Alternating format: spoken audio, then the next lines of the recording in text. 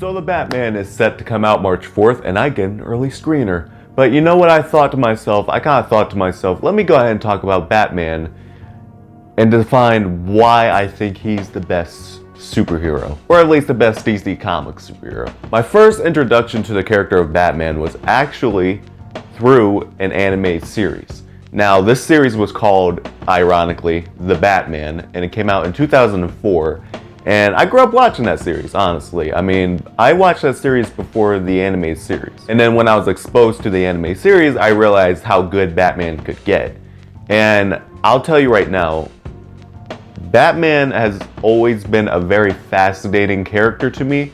Now, I know not everybody's rich, and I know not everybody's gonna be able to relate to a rich guy, but one thing we can all relate to is the human aspect to the Batman. Bruce Wayne is a very flawed character, but he's also one of the most inspirational characters I've ever seen in comic book history. The Batman is all about Bruce Wayne taking his pain and transforming it into something that genuinely could be used for good. And it's only human to question if you're doing the right thing, because there are many times where Batman doesn't do the right thing and he causes escalation, which, you know, with a lot of superhero genres tends to happen. And that's why also the no kill rule is so fascinating too, because you could argue that he's not a hero and he's just as bad as they are, because he's breaking the same laws. He's still doing all this other stuff. He's doing all this illegal stuff. But what separates the character of Batman from the villains and the criminals that he faces is the fact that he refuses to kill, refuses to cross that line. I'm no executioner. Your compassion is a weakness your enemies will not share. That's why it's so important. It separates us from them. Because at that point, there is nothing that separates you from them. And you know what? I've never really cared much about Batman's no-kill rule. I mean, if he kills in a movie, then I'm not completely bothered by it. Now, I do not agree with Batman killing. All right.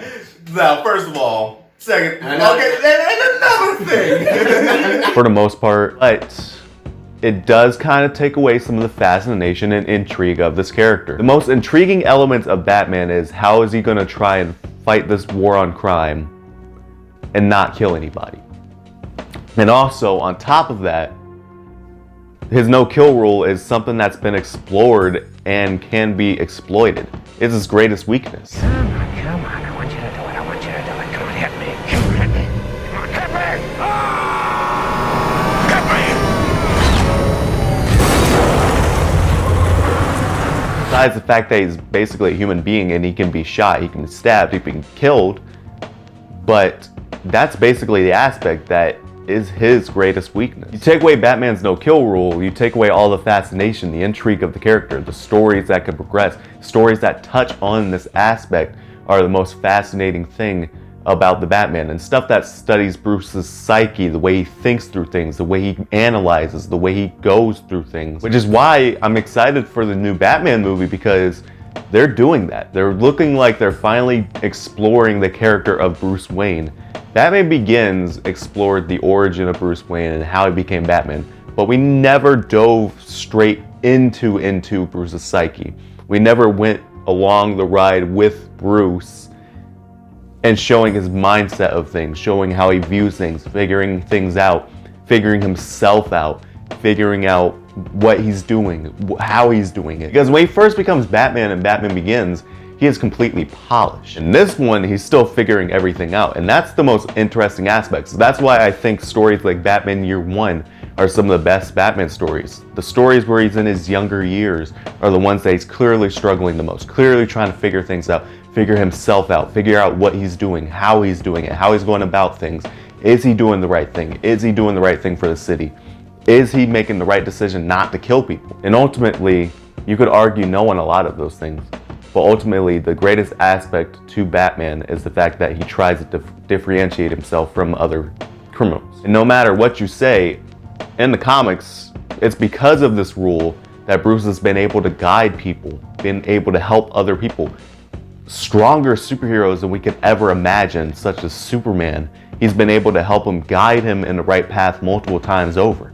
Which is why in Batman vs. Superman, I'm kind of bummed out that they didn't go in this direction, because they could have had it to the point where he comes out of retirement, he tries to confront Superman like, hey, you can't go around killing people, and he tries to guide him in the right path. He guides them all in the right path. That would have been more intriguing, because that is Batman. Superman! Go! I'm finishing this! Kent, don't be a fool. Get out of here! Now!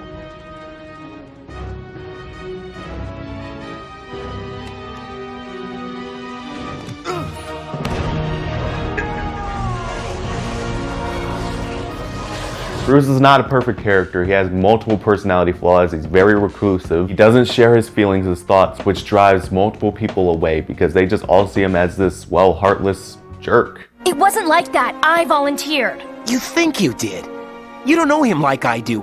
He manipulates, pulls strings, anything to get what he wants.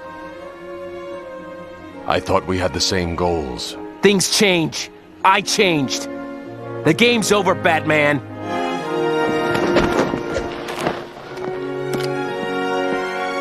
Someone who doesn't care about them or the way they feel, but ultimately Bruce is one of the major people who does care. He doesn't show it because it's weakness, and weakness is the same thing that he's felt as a little boy in that alleyway. Batman will always be a fascinating character to me, especially the way his character is written, the way his stories play out, his psychological aspects, his rules, his morals, and not to mention, I mean, come on now, that costume, I mean, you gotta look at that costume and be like, that's pretty awesome. But all in all, the Batman has always been my favorite character growing up, still is.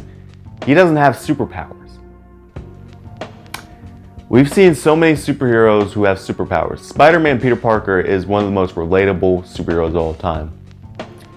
But I'm not sure if I can always relate to having superpowers.